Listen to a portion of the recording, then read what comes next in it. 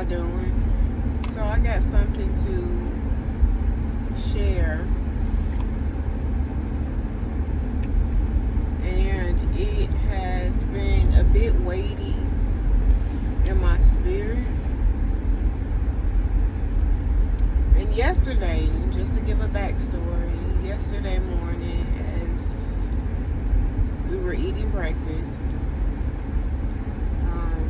my husband shared with me that someone that he knows, someone that he went to school with and hang with, wrote on their Facebook saying that depression won. And I'm just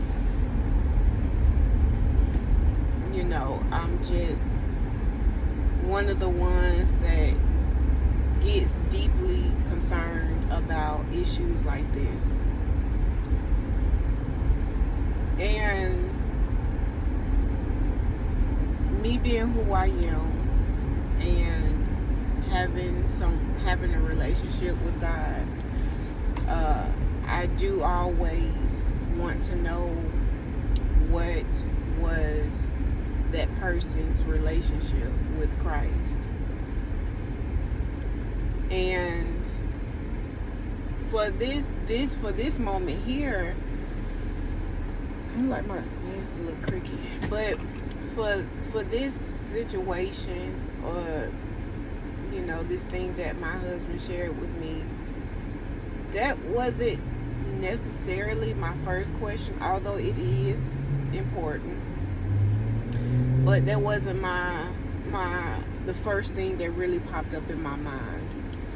The thing that popped up in my mind was, where was the church? Where were the people that was assigned to her life? Who was on their post? Who wasn't on their post? Because here's the thing.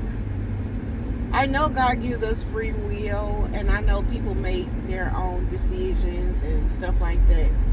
But I just believe in the power of God, so much so that regardless what decisions a person makes, and I know many people may not agree with this, but like I say, this is how I feel. But regardless of what decisions people make, and regardless of the fact that God do give us free will, but I believe that God's power is so strong and so powerful that when people are on their post, okay, when they are being obedient to God, when they're doing what they're supposed to be doing, going to the places they're supposed to be going, saying the things that God has told them to say, I believe that the power of that, the power of obedience, can overtake any power in any stronghold, any attack of the enemy. And so I'm just sitting here thinking, like, the fact that there are people that we are assigned to, if we are not in a place of obedience, there will be some lives lost because of our disobedience. There will be some lives lost because we choose to not be on our post. There will be some lives lost, and I'm talking about lost to Satan, lost to hell, because people are not on their post. People are not, as the word says, being alert to the enemy and his attack. Understand that when the enemy can't get to you, he's going to get to the people that is around you, that's connected to you, that's assigned to you. He's going to take somebody down. That is his job. His job is to kill, steal, and destroy. That is his ultimate goals. And when we're not on our post, when the church is not on their post. People are going to say depression won, suicide won, alcohol won, and all the disease won, sickness won. That's what people are going to say. Why? Because the church is not on their post. I feel like there is too much bickering within the church, and it's a sad thing. I rarely get on Facebook. I rarely get on social media. But when I do, it be so many shots thrown within the church. You have all these different posts, and it's the saddest thing. And I sit back, and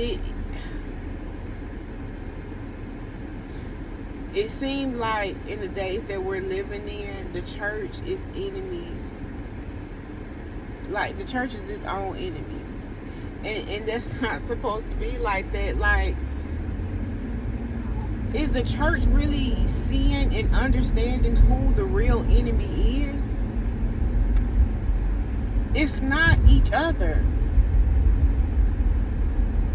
Bible says in Ephesians, we don't war against flesh and blood. There is an enemy out here that is attacking, and the church is helping the enemy. The church is helping the enemy. When we are supposed to be standing at the gates of hell, turning people around to Christ, the church is saying, hey, come on. I'm talking about, and just losing souls. They going straight into the gates of hell. Because the church is not on guard. The church is not alert. The church is not clear-minded.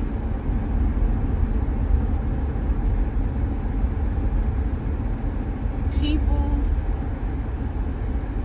is being handed over to the hands of the enemy because the church is not on their post.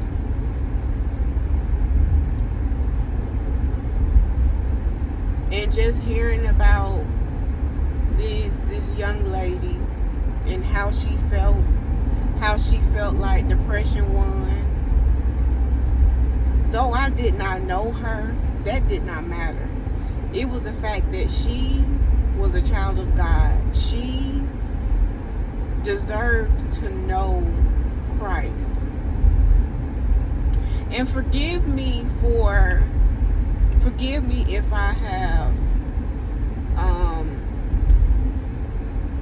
by the way I put it, as if she's taken her life. By the grace and mercy of God, she's still here. She's still here. She's still alive. And she's giving it another shot. Why? Because somebody got on their post and somebody prayed. Somebody interceded for her. Somebody spoke a word. Somebody finally decided to obey Christ. That's what it looks like when we get on our post. When I say we, I mean the church. When we get on our post, people turn away from the enemy and turn to God. People decide to give it another shot. Give life another shot. Give God another opportunity. That's what happens when the church is on their post.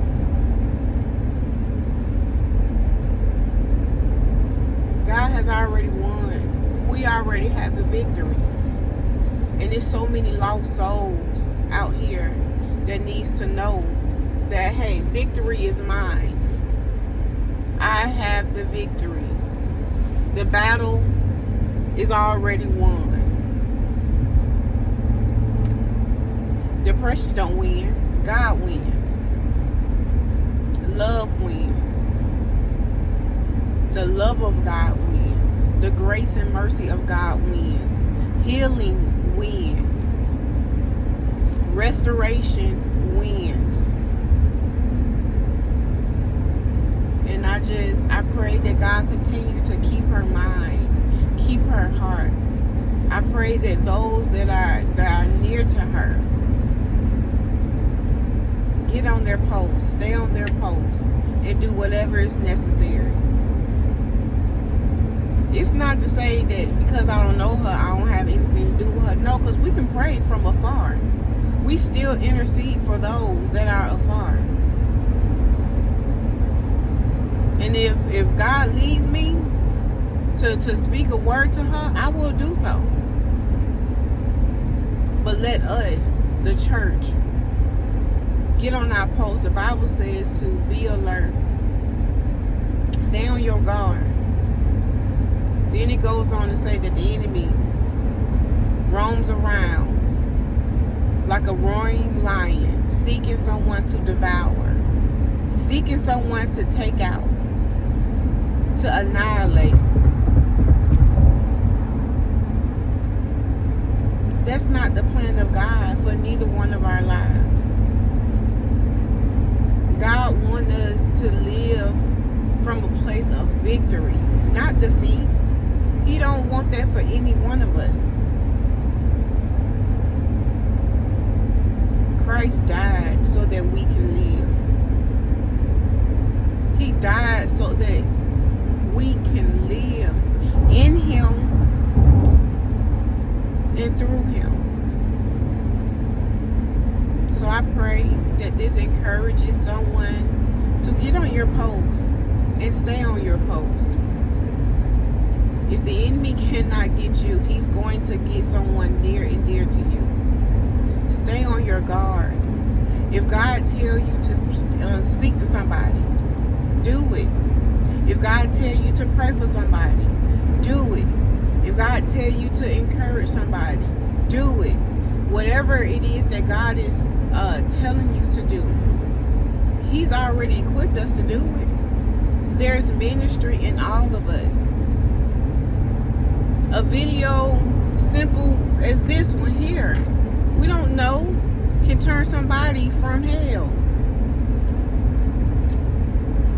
Obedience is how you stay on your post. Church, we have to do better. We have to build each other up. Build others up. We're not enemies. We are not enemies. We are not enemies. But we do have an enemy. His name is Satan. And he wants to take all of us out. But we cannot let that happen. The word says that he that is in me is greater than he that is in the world. And so I decree and I declare strength. I declare discipline. I decree and I declare that the power of God rest, rule, and abide in your heart and in my heart. So be encouraged. I love you all, and talk to you all in another